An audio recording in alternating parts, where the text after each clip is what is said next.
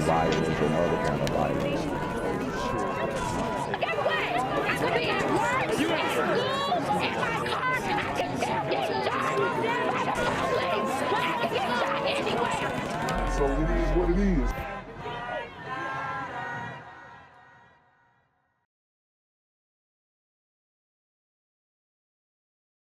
What's good, YouTube? It's a Black Gen Z Mindset. Make sure you go ahead and like, comment, share, subscribe, and let's get into the video. Atlanta is working late tonight in an effort to reduce youth crime. Tonight, they're coming together for midnight basketball. It's put on by the mayor for young men to come together on the hardwood. John Sherrick joins us live from the C.T. Martin Rec Center, where tonight's games are taking place. John? All right, guys, so we got midnight basketball going on. Mayor Eric Adams set this up. We're 2-3 months in, and none of the courts have been shot up. So this is a win. This is a win for Mayor Eric Adams. Why do I keep calling him Eric Adams? Andre Dickens. Eric Adams in New York. Andre Dickens, I meant. This is a win for Andre Dickens, you know. And I believe both of them were trying the midnight basketball thing. I don't know. But it's working in Atlanta as far as occupying the present time that these brothers are at, you know. But most of these guys, I'm gonna keep it a buck, most of these guys who attend the midnight basketball thing, they're probably already decent kids to begin with. More than 100 players tonight in this very loud gym in game after game for hours. The final game of the night finishing up right now. Young men who Atlanta's mayor points out are here every week and not on the streets. It looks like basketball. What it is, Atlanta's mayor says, is hope and opportunity for the young men ages 18 to 24 who are choosing to be here. The young men want to play ball. They want to get out of the streets. They want to have an activity, be competitive. Since March, the weekly midnight basketball games at the C.T. Martin Rec Center in Southwest Atlanta from 7 p.m. to midnight have become serious basketball, quickly transforming into more than a dozen teams, all of them now working toward playoffs in June. How quick before one of these teams turns into a gang? Family and friends like Owen Jackson cheering on the players and the city. Something that's actually awesome because dang, he messed up the dime. Look at his dime. He messed up the dime. And the city. Something that's actually awesome because it's giving them opportunity to show that it's something more than just a street. It's like you're putting some hope back into the community because you know you got some individuals who don't think there is any hope. The young men come here to play basketball but also find job and career help, education counseling, substance abuse support, and other services. Why every time you look at one of these booths, it's only sisters? Like all of the shots, the brothers was walking right past it. Hold on. Some individuals who don't think there is any hope. The young men come here to play basketball but also find job and career. Okay, so the first table that they show, a sister and her daughter. Help, education counseling. Player walks right by it. Another angle of the same woman. Substance abuse support and other services. Some more sisters. Are these their mothers, maybe? Hopefully. Getting a slip for their kid while he playing ball? Because I ain't seen not one of these brothers stop at the damn table. They might not have known was available. It's really giving them another option. This is a choice, and this is a better choice of things to do on a Wednesday night than doing some of the other things that people are drawn to. I like to deal with the root causes of crimes, to actually stop crime as it occurs and also to prevent it. But on the front end of it is events like this, midnight basketball, the summer youth program, things that deter folks from getting involved in gangs and crime to begin with. And so that starts right here with a program like this. You know, and I like it, man. Hopefully it works. Hopefully they can keep these things safe. It looks like they're well-staffed personnel, all that kind of stuff. It looks like they're good. I don't know if they're wanding some of these dudes down or going through their duffels. Hopefully none of these dudes are on demon time. But, you know, I hope and I wish for the best. It's just the history of this midnight basketball thing. It hasn't panned out the best, but maybe I'll pull up. Maybe you see Quavius pull up to one of these midnight basketball things and school these dudes. You know what I mean? Midnight basketball has become so popular so quickly, the city of Atlanta is planning to expand it to even more teams this summer. I'm here on the corner of MLK and Medgar Evers, and it's a very tranquil scene compared to just a couple hours ago where a drive-by shooting just took place. Excuse me, I'm getting live updates as we speak. I've just been updated to the amount of casualties from this drive-by shooting, and I'm getting reports that 2 people were actually declared deceased and 27 others were shot and injured but are in stable condition. And although we must pray for the families of the fallen, we must also praise God for the aim of the super gremlin. If you want to know more about the victims of this crime, make sure you add BGZM News 17 on Patreon at www.patreon.com/blackgenzmindset. Also, don't forget to like the video, share the video, subscribe to the YouTube channel, and comment on the video to continue the discussion on how we can find solutions to all this gun violence in the streets. For more hard-hitting news coverage from the community, by the community, I'm Jenquavius Jackson, here live, reporting from Atlanta, Georgia, BGZM News 17. And cut.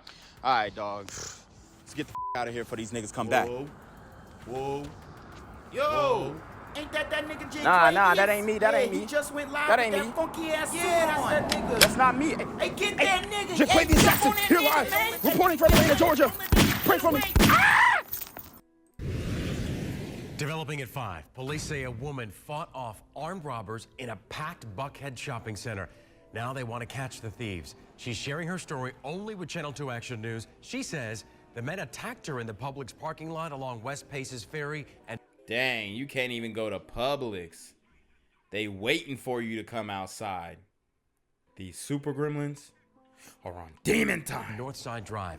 Channel 2's Steve Gelbach is live for us there now at 5 o'clock. And Steve, look, they weren't after her car, but they were after her jewelry. Yeah, she saw a gun. First thought this was a carjacking, but then they asked for her ring. And we know there's at least 2 suspects who were working together. One who was casing her while she shopped inside this Publix, and the second who had kind of hid between some rows of cars out here waiting for her. And this was right between Publix and OK Cafe, very busy with a lot of shoppers and cars at lunchtime in broad daylight. This is definitely an Atlanta problem, and I should feel safe going to the grocery store. The victim. You heard her. She said it's an Atlanta problem. It's nah, baby, you're off the mark. You're off the mark, because this is happening in Philly. This is happening in Chicago. This is happening in LA. This is happening in Detroit. This is happening in Memphis. This is happening in New Orleans, Baton Rouge. Okay. This is happening in DC. Should I continue? This is happening in Portland. Right? So it's not just an Atlanta problem. It's a super gremlin on demon time problem. Who spoke with us over the phone and doesn't want to be identified, and just put groceries in her car and returned her cart Tuesday afternoon. She said one guy followed her around inside Publix on West Paces, while a second waited outside, crouched down between the cars. A witness said it looked like he was tying his shoe. I told you, man, these super gremlins are sneaky. But he was just sitting there waiting. She said the suspect ran up just as she got in and started her car, then tried to back out. The suspect opened her door, grabbed her arm, and pointed a gun. He said, "Give me the ring."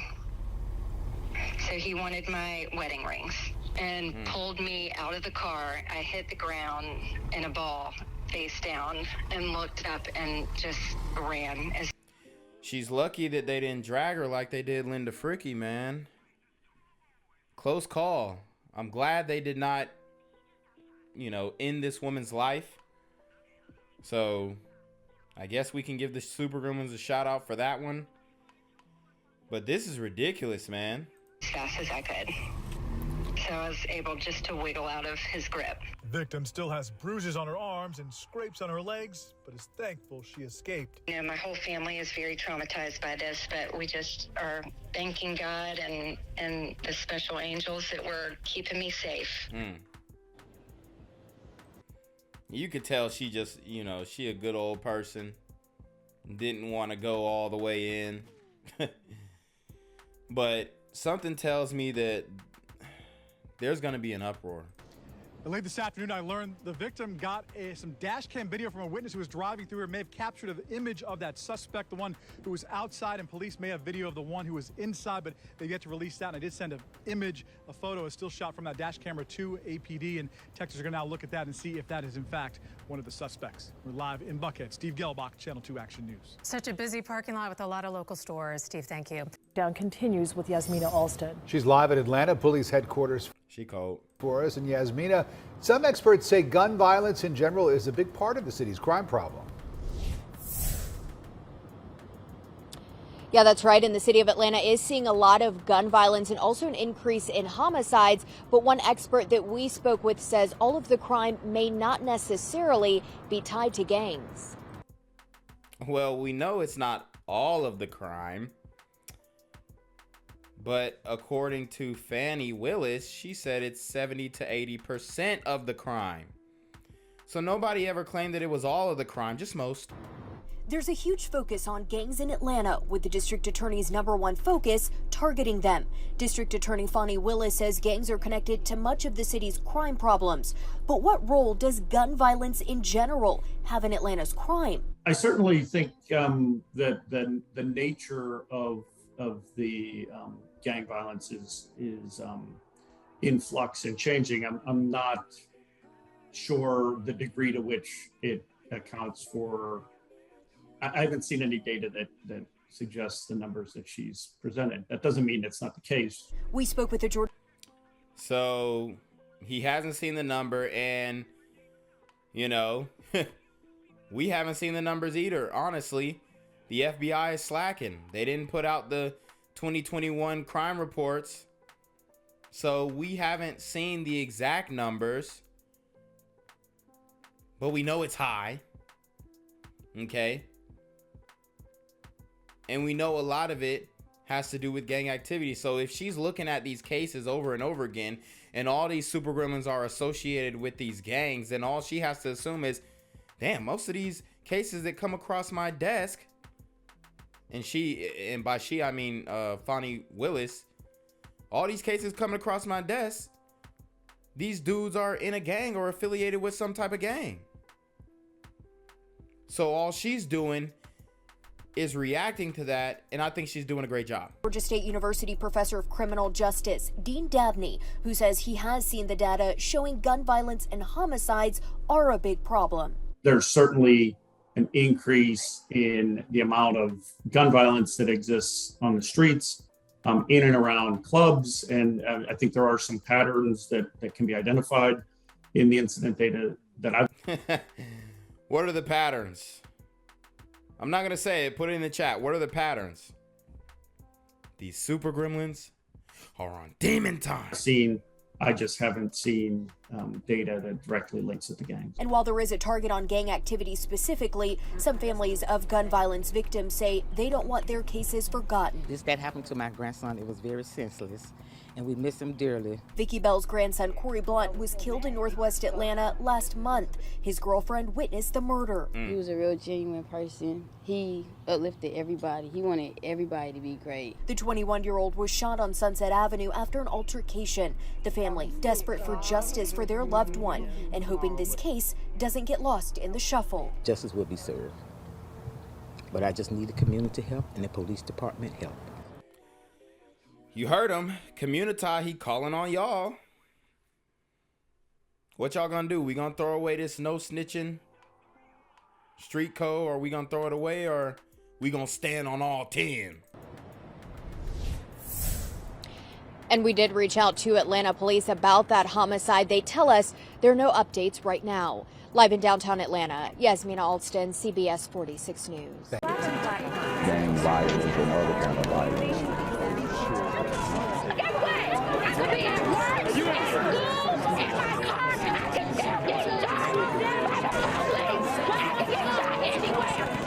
so it is what it is.